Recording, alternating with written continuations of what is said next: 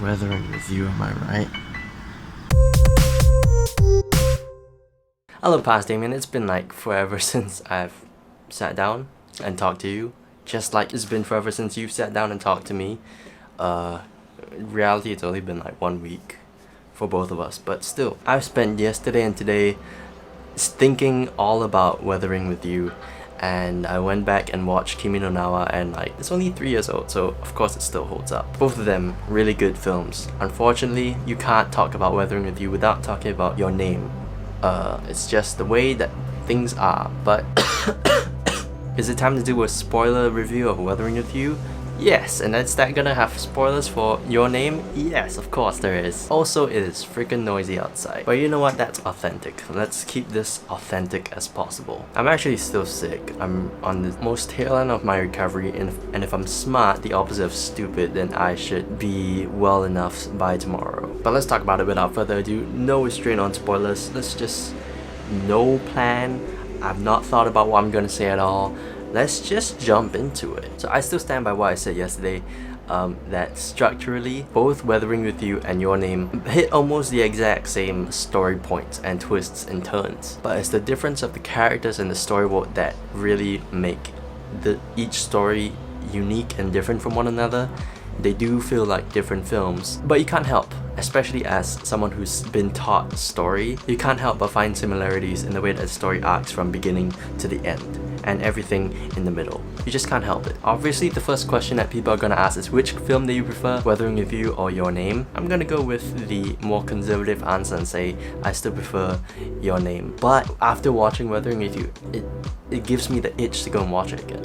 I do want to watch it again. I think as a film by itself, it does stand up if you could just put it in a vacuum. And there are certain moments in the film where, you know which one I'm talking about, where it just packs more of a punch than like I feel the climactic moment of Your Name did. Okay, spoiler territory, right? So basically when Hina and Hodaka are freaking falling in the sky, like everyone was silent in the theater except for Stanley, of course. Besides Stanley, everyone was silent in the theater. It was a beautiful moment, and like I was just like, holy shit, this is freaking amazing. The closest comparison you get in Kimi no Nawa is when Taki slips and falls and he goes on a trip in more ways than one. But that scene sort of has like a more different feel to it. It's more hand-drawn and it's more of like a introspective, reflective moment, and the scene in Weathering with You is just like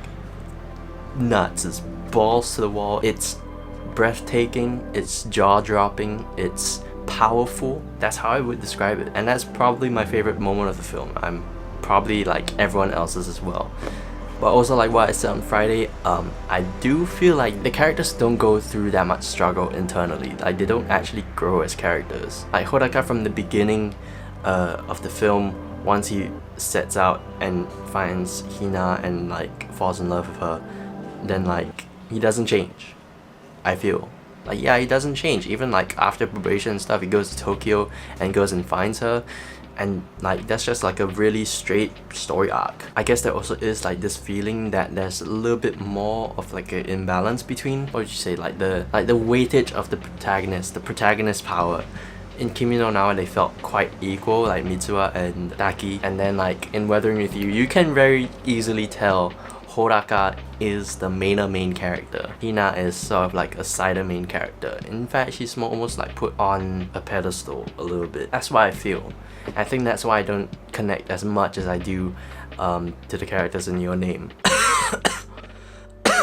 Even though arguably Taki in Your Name is the more main protagonist like Hodaka is, I feel like, okay, with the plot device of the fact that they both swap into each other's bodies, there is a sense that there's a little bit more equality in there. And also it's not like one of them has the power, even though technically Mitsuha does have the power from the heritage of her bloodline, but still. And there was a lot more like conflict and obstacle in the way. Okay, every time Weathering with You when Hodaka gets caught by the police, he just manages to somehow run away.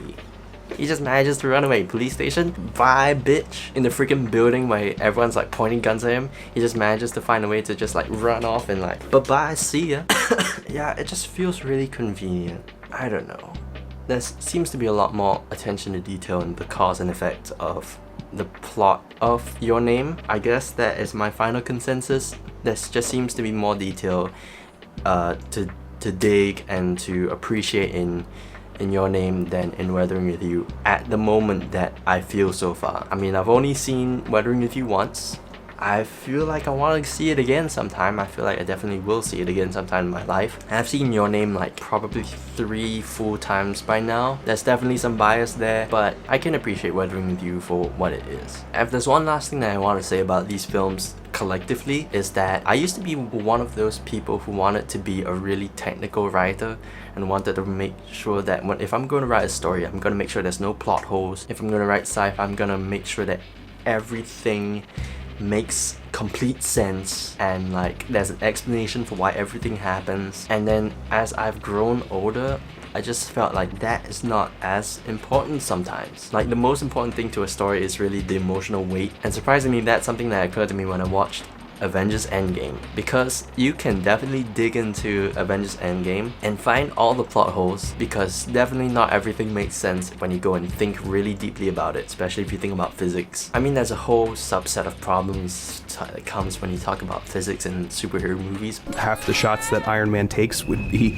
fatal blows, but the idea is that like sometimes it's okay to have plot holes, because when you try and dedicate so much effort and energy into plugging all your plot holes, you're not gonna reach it. You're just gonna burn a lot of time and energy into fixing problems that don't really matter to most of your audience at all. And the reason why people do watch genres such as fantasy and sci-fi is because they do want to be taken into a world that's different.